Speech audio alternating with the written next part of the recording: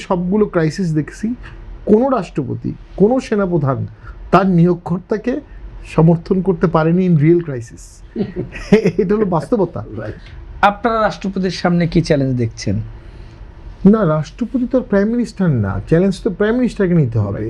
এবং রাষ্ট্রের সংকটে রাষ্ট্রপতির কোনো চ্যালেঞ্জ থাকে না? আচ্ছা, সংকটে যখন আসবে, যখন ক্রাইসিস হবে তখন আসবে। King can not do any wrong, এটা হচ্ছে ইংলিশ লতে বলা হয়, কারণ সমস্ত কাজ করে সংসদ।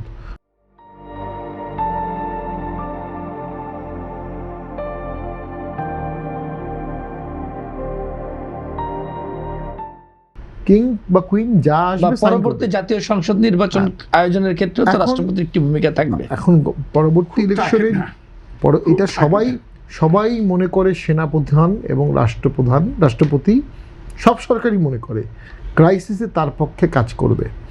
আমি 90 থেকে সবগুলো ক্রাইসিস দেখছি, কোনো রাষ্ট্রপতি, কোনো সেনাপ্রধান তার নিয়োগকর্তাকে সমর্থন করতে পারেনি ইন রিয়েল ক্রাইসিস।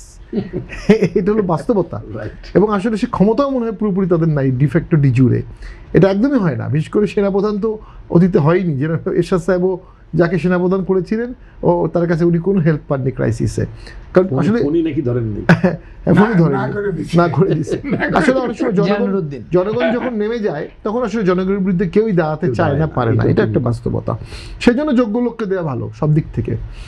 আমি শুনেছিলাম, এটা শোনা কথা, সমস্ত ক্ষেত্রেই শোনা কথা, যে বগুড়ার একজন খুব ভালো অফিসার ছিল, তাকে বাইপাস করে 2005-06 সালের দিকে মইনুল আহমেদকে সেনাপ্রধান করা হয়েছিল। মইনুল আহমেদ তো 111-এর বিএনপিকে কোনো সাপোর্ট বা ফেয়ারনেসও করতে পারেনি। আমি সাপোর্ট বলবো না, আমি বলবো ফেয়ার ট্রিটমেন্টটাও করতে পারেনি। বিএনপি তো টর্চার হয়েছে একদম নির্মমভাবে। সেই টর্চারটাও ঠেকাতে পারতো যে আপনি আইনের মধ্যে ট্রিট করবেন, তো কেউ সেই সাপোর্টটা পায়নি। তবে চুপ্পু সাহেব, যিনি ইমিডিয়েটলি চলে গেলেন, ওনাকে অনেক বিষয়ে ব্লেম করা যেতে পারে আগে পরে, কিন্তু উনি কিন্তু ওই সময় যদি ভয় পেয়ে পদত্যাগ করতেন, পালিয়ে যেতেন, চলে যেতেন, তাহলে কিন্তু পরবর্তীতে ইলেকশন ধারাবাহিকতায় করা বেশ কষ্টকর হতো। এটা সাংবিধানিক ধারাবাহিকতা উনি ছিলেন বলে এটা হয়েছে। He wanted to enjoy the power, সেটা ওনার মনস্তাত্ত্বিক ব্যাপার। এবং সেনাপ্রধানও ভোট চেয়েছে, সেনাপ্রধান এবং রাষ্ট্রপতি ভোট চেয়েছে বলে ভোট হতে সুবিধা হয়েছে। না হলে ভোটটা দেরি হতো। কারণ ইউনুস গভর্নমেন্ট স্যারের একটা আকাঙ্ক্ষা ছিল 5 বছর 10 বছরের, যেটা উনি যখন দেখলেন সেনাপ্রধান চাচ্ছে না, রাষ্ট্রপতি চাচ্ছে না, প্রতিবেশী দেশ চাচ্ছে না, এবং শেষ মুহূর্তে আমেরিকাও ভোট চেয়েছে, উনি আর তখন এটা লিঙ্গারিং করেননি। এটা ওয়াইজ মুভ।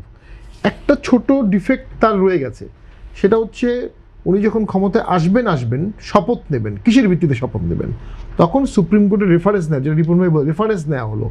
সুপ্রিম কোর্টের চিফ জাস্টিস রেফারেন্স দিলেন যে এই প্রেক্ষাপটে, যেহেতু প্রাইম মিনিস্টার নাই, এই প্রেক্ষাপটে তাকে শপথ করানো যাবে। চিফ চিফ জাস্টিস এটা দেওয়ার সাথে সাথে পরের দিন তাকে সরিয়ে দেওয়া হলো।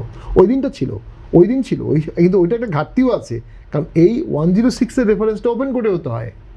আফটার হিয়ারিং বলা আছে সংবিধানে, আফটার হিয়ারিং।